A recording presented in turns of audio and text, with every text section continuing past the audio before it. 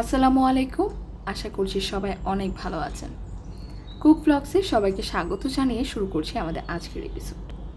ভাদ্র মাস এসেছে, কিন্তু তাল দিয়ে কিছু তৈরি করবো না তা তো হয় না। তাই আপনাদের জন্য নিয়ে এসেছি তালের বড়া রেসিপি। ক্লাসিক রেসিপিটাকেই আরেকটু মডিফাই করে দেখিয়েছি, যাতে করে তালের বড়াটা ঠান্ডা হয়ে গেল ড্রাই না হয়ে যায় এবং অনেকক্ষণ পর্যন্ত সফট থাকে। আশা করছি ভালো লাগবে। তো চলুন আমরা মূল রেসিপিতে চলে যাই।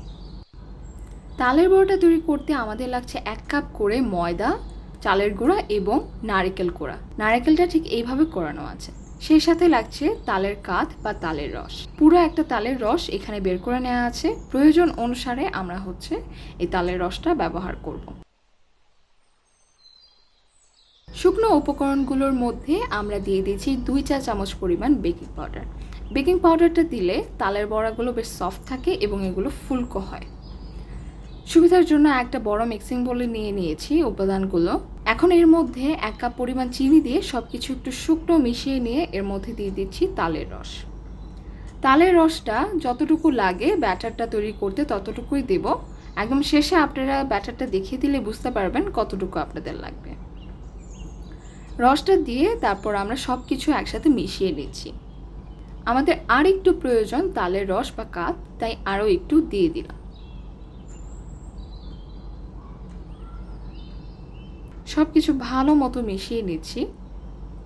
শেষমেশ আমাদের ব্যাটারটা কিন্তু ঠিক এই রকম হবে, যেন তেলের মধ্যে গোল করে বা শেপ করে ছাড়া যায়। এই রকম পর্যায়ে আনতে আপনাদের যতটুকু তালের রস বা কাঠ প্রয়োজন হয় ততটুকু দিয়ে দিবেন।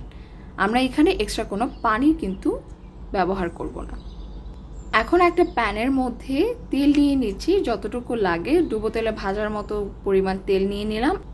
এখন এর মধ্যে এরকম শেপ করে আমরা তালের বড়ার যেই ব্যাটারটা তৈরি করেছিলাম সেটা দিয়ে দিয়েছি। এখন এটা উল্টে পাল্টে ভেজে নেব। আপনারা চাইলে আরেকটু ছোট করেও বানাতে পারেন, অনেকেই বানায়, কিন্তু আমরা এরকম সাইজেরই রাখছি। উল্টে পাল্টে ভাজতে ভাজতে তখন এরকম একটা কালার চলে আসবে, তখন আমরা এগুলো তুলে নিচ্ছি আর একটা টিস্যুর ওপরে রাখছি, যাতে এক্সট্রা তেলটা অ্যাবজর্ব করে ফেলে টিস্যুটা।